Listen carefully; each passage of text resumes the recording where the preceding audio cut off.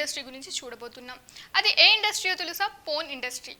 Phone అనగానే ఈ వీడియోలో ఏం అడల్ట్ కంటెంట్ ఉండదు, కానీ ఈ వీడియోలో అడల్ట్ ఇండస్ట్రీ గురించి కొన్ని షాకింగ్ అండ్ ఇంట్రెస్టింగ్ విషయాలు తెలుసుకుందాం.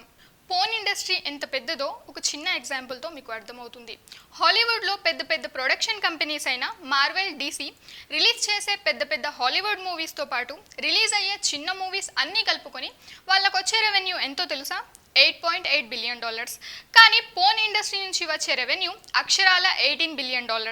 కనీసం దీంట్లో సగాన్ని కూడా హాలీవుడ్ అందుకోలేకపోయింది. మన సూపర్ హీరోస్ పవర్ ఇక్కడ పనిచేయలేదు. సో అందుకనే ఈ ఇండస్ట్రీని మోస్ట్ ప్రాఫిటబుల్ అండ్ బిగ్గెస్ట్ ఇండస్ట్రీగా చెప్తున్నారు. ఈ ఇండస్ట్రీలో ఇంకో ముఖ్యమైన విషయం ఏంటంటే అన్ని ఇండస్ట్రీలోనూ మగవారే పెద్ద పోస్ట్లో ఉంటారు, ఎక్కువ సంపాదిస్తూ ఉంటారు. మగవారి కన్నా ఆడవాళ్ళు ఎక్కువగా సంపాదించే ఒకే ఒక్క ఇండస్ట్రీ ఈ పోన్ ఇండస్ట్రీ మాత్రమే, కంప్లీట్లీ డామినేటెడ్ బై ఉమెన్. ఇంటర్నెట్లో 40% వరకు ఈ పోన్ కంటెంటే ఉన్నాయి. 40% అంటే ఎంత ఎక్కువ ఓసారి ఆలోచించండి.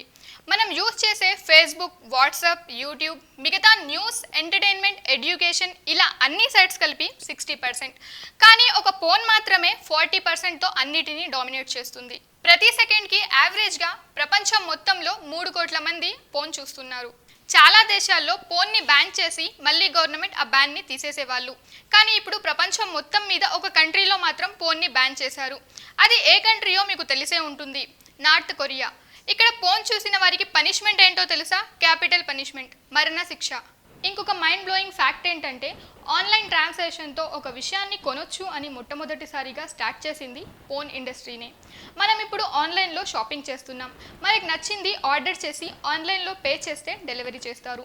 ఇలా ఫస్ట్లో పోన్ సైట్స్లోని ఫొటోస్, వీడియోస్ విక్రయించడం స్టార్ట్ చేశారు. ఆన్లైన్ షాపింగ్ కూడా ఇక్కడ నుంచే స్టార్ట్ అయింది. First porn film black and వైట్లో వచ్చింది. సో ఇవ్వండి పోన్ గురించి కొన్ని ఇంట్రెస్టింగ్ విషయాలు. అన్ని విషయాలు తెలుసుకోవాలి, తెలుసుకోవడంలో తప్పు లేదు. తెలుసుకున్నాక అది మంచిదా చెడ్డదా అని చెప్పే ఇండిపెండెన్స్ ప్రతి ఇండివిజువల్కే ఉంటుంది. Thanks for watching.